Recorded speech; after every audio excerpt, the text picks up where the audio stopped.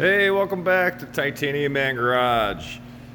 And this is my video on maintenance of your Polarises. Had a couple subscribers say, hey, can you do a video on how to do an oil change? Or how to do this, how to grease up your Zurich, how to change a boot. And I really haven't done any of that. I've done a lot of videos on, how to tear it down, repair it, rebuild it. So this video is going to be on maintenance. So I picked this bad boy up at auction. I always wanted an 850. I heard they're a lot of fun. But check this out.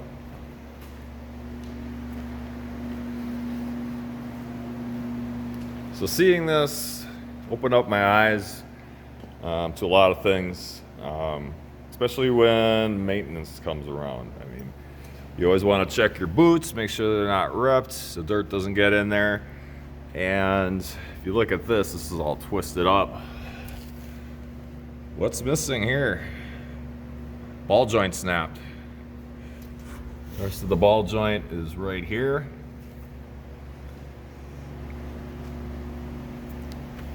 So I looked this thing over, it wasn't hit. It wasn't damaged in any way.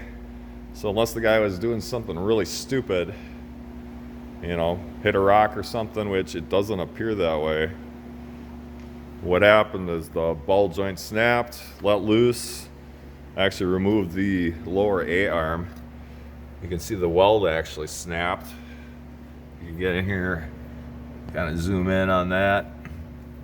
So I'm sure that probably snapped after the ball joint snapped. Twisted everything up. This upper control arm is bent. But yeah, so this video is going to be an overview on maintaining a lot of the Polarises. So I had a 2015 Polaris Scrambler 1000, and it only had 2,000 miles on it. And the same thing, the ball joints were shot, so I had to go and replace those. But yeah, it's kind of making me wonder, was it mechanical failure? Is Polaris buying cheap parts that aren't holding up? Who knows? I mean, it's probably why you guys that bought your new Sportsmans waited a year and a half to get it, because with COVID and China not being able to ship parts, it's really got to make you wonder.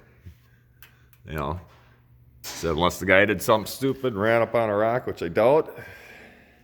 Ball joint let loose, twisted everything up. So all in all, this thing is in really good shape. It runs good. There's no other issues with it. So just got to buy the 2 A-arms, tie rod, which I actually already have, and possibly the axle shaft I might have to get.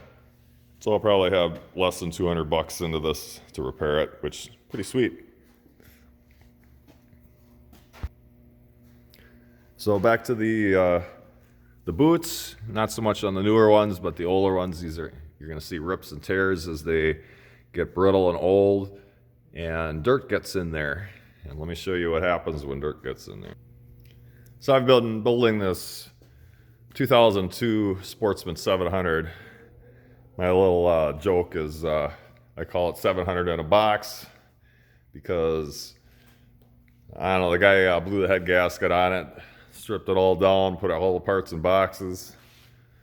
Those are all the boxes that everything came out of. So I put the engine in, the transmission back in, put a new head gasket in. But anyway, back to the boots. Let me zoom in on this. Check that out. Boot ripped, dirt got inside of there, busted out the shaft. Same thing on this side. I removed the shaft already just to get it out of the way, but so you want to check your boots, check your grease zerks. Grease zerk right here. You want to make sure you keep all these lubed up so everything moves nice and free. You don't wear out your bushings. Same with here. There's grease zerk here. There is one here, one on the other side. On your prop shafts, a lot of these prop shafts are worn out. Like take this one for instance. grease zerks on here. Look at that. That looks like shit. So ordered a part to replace that. Another thing is, like with the 99 all the way up to 2001, you've got your Hillard clutch in here for your 4x4. And a lot of guys, they don't replace the hub fluid or drain it and refill it. There's a little opening right here. You take an Allen wrench, pull that out, tip it upside down, drain your hub fluid, get the old crap out. It usually gets dirty. I'd recommend doing that like once a year. And you can put either ATF in or buy Polaris brand hub fluid. I got a lot of guys hitting me up. Hey, why doesn't my 4x4 work? I'm like, hey, when's the last time you placed your hub fluid? I had a customer drop one of these off. He said it was pulling hard to the right and the 4-wheel drive didn't work. Pulled the hub off. The bearings were seized. It messed up the magnetic coil. So he had to order a new coil. I mean, he had like $300 in parts when everything was done. But it was really dangerous because he said it was pulling really hard to the right. I actually posted a video on that about a year ago on how I replaced everything in here.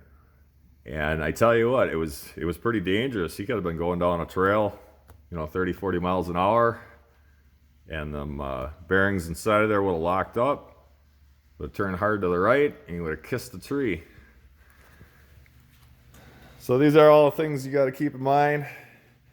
I've been doing this for 8 years and I've seen a lot of four-wheelers not maintained correctly. Best one I've seen was, probably like a 2001. Had 16,000 miles on it. I was impressed. He finally blew the head gasket on it. I got it off of him, replaced the head. The cylinder still looked beautiful. It was never rebuilt. And yeah. And the guy maintained it really well. He ended up replacing a lot of the tie rods, axle shafts. I mean, he did a good job maintaining it. So, like I said, this was a huge eye-opener to me. I thought I'd post a video on it for you guys. Something for you guys to keep in mind. I mean, whoever was riding this thing could have been very dangerous for him, Could have ended up in death. Snap a ball joint and twist everything up and go ass over tea kettle and who knows. But anyway, I thought I'd post this video. Hit the thumbs up if you liked it. Just my little overview on what to watch out for, what to maintain. Maybe I'll post a video on how to change the oil. I got to change the oil on that 700, so I'll post a video on that. And as you can see in the background, that General's looking pretty sweet. Got her done. Just got to get a windshield for it. So, like always, until next time.